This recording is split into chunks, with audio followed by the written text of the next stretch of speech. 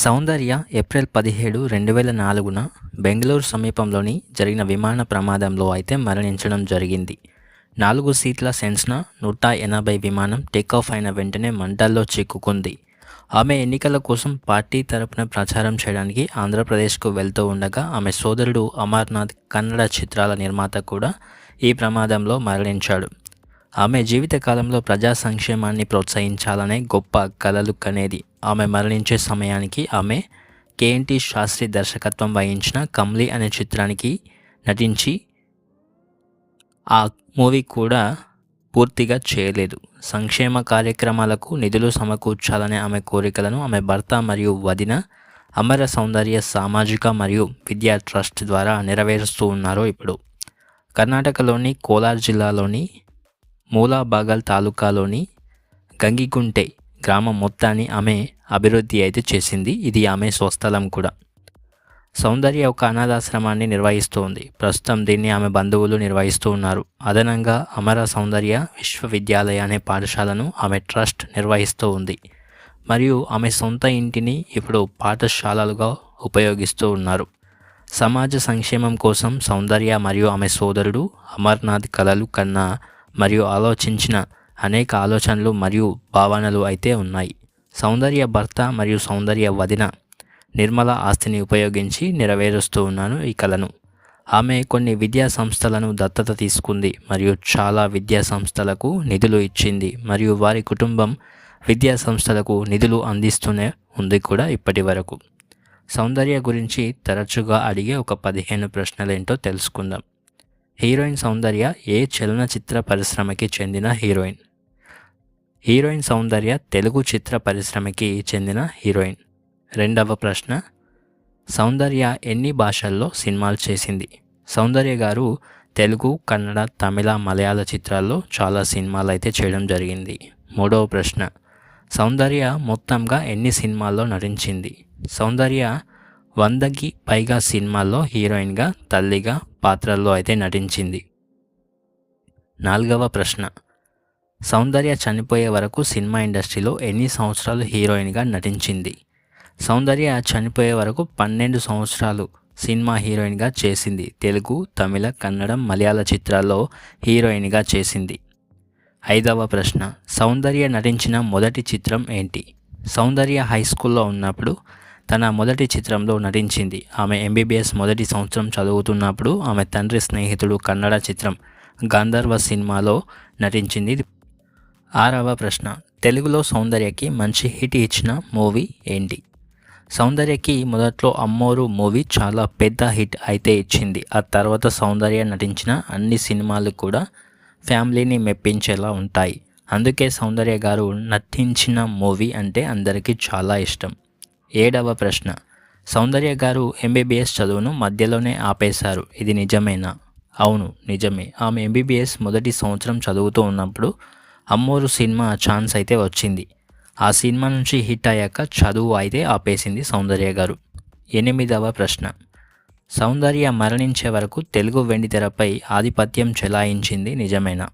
అవును. సౌందర్య కెరీర్లో ఎక్కువ భాగం టాలీవుడ్లో గడిచింది మరియు సౌందర్య ఆంధ్రప్రదేశ్లో ఇంటి పేరుగా మారిపోయింది కూడా. ఆమె చిరంజీవి, నాగార్జున, వెంకటేష్ మరియు బాలకృష్ణ వంటి తెలుగు సినిమా యొక్క దాదాపు అందరూ ప్రధాన తారాలతో కలిసి నటించింది సౌందర్య. తెలుగు సినిమా యొక్క అన్ని కాలాల ఉత్తమ నటీమణులలో ఒకరిగా పరిగణిస్తారు సౌందర్యని. తొమ్మిదవ ప్రశ్న, సౌందర్య ఒక కన్నడ చిత్రంలో నటించింది కదా, ఆ సినిమా పేరు ఏంటి?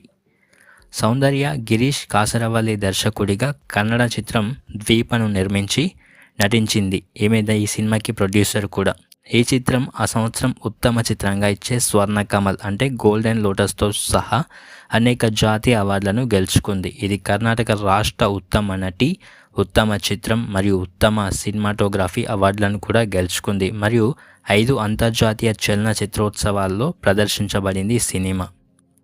10వ ప్రశ్న, సౌందర్య చివరి సినిమా అయిన కన్నడ చిత్రం ఏంటి? సౌందర్య చివరి చిత్రం అపారమైనటువంటి విజయవంతమైన కన్నడ చిత్రం ఆప్తా మిత్ర. ఇప్పుడు సౌందర్య స్మారక అవార్డును ప్రతి ఉగాదికి సౌందర్య గారి జ్ఞాపకార్థం కర్ణాటక లలిత కళా అకాడమీ నుంచి కూడా జారీ చేస్తూ ఉన్నారు.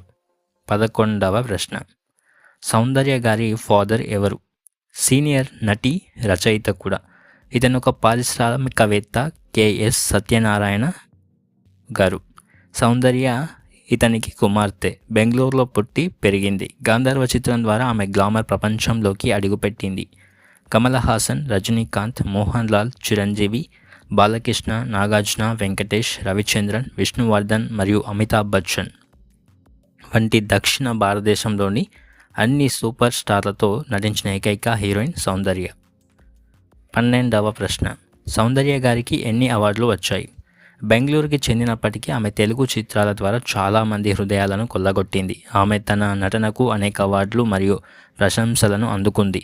అమ్మోరు, అనంతపురం, రాజా, దీపం, ఆప్తమిత్ర వంటి చిత్రాలకు ఆమె 12 సంవత్సరాల స్వల్ప వ్యవధిలోనే 6 ఫిలింఫేర్ అవార్డులను గెలుచుకుంది.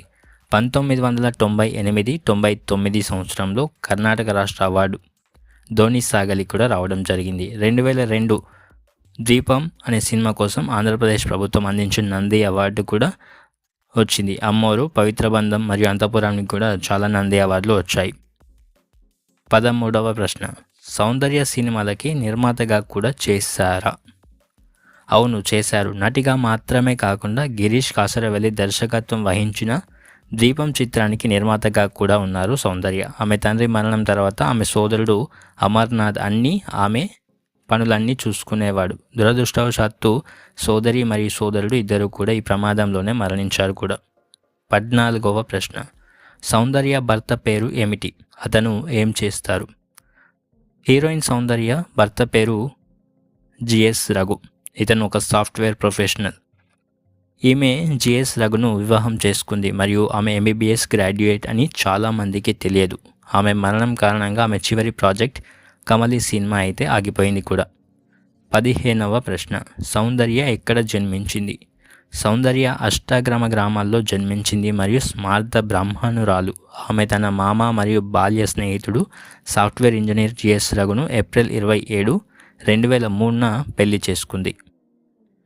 సౌందర్య ఏప్రిల్ 17, 2004న బెంగళూరు సమీపంలోని జరిగిన విమాన ప్రమాదంలో అయితే మరణించడం జరిగింది. 4 సీట్ల సెన్స్నా 180 విమానం టేకాఫ్ అయిన వెంటనే మంటల్లో చిక్కుకుంది. ఆమె ఎన్నికల కోసం పార్టీ తరపున ప్రచారం చేయడానికి ఆంధ్రప్రదేశ్కు వెళ్తూ ఉండగా ఆమె సోదరుడు అమర్నాథ్ కన్నడ చిత్రాల నిర్మాత కూడా ఈ ప్రమాదంలో మరణించాడు. ఆమె జీవితకాలంలో ప్రజా సంక్షేమాన్ని ప్రోత్సహించాలనే గొప్ప కలలు కనేది. ఆమె మరణించే సమయానికి ఆమె కేఎన్టీ శాస్త్రి దర్శకత్వం వహించిన కమ్లీ అనే చిత్రానికి నటించి ఆ మూవీ కూడా పూర్తిగా చేయలేదు.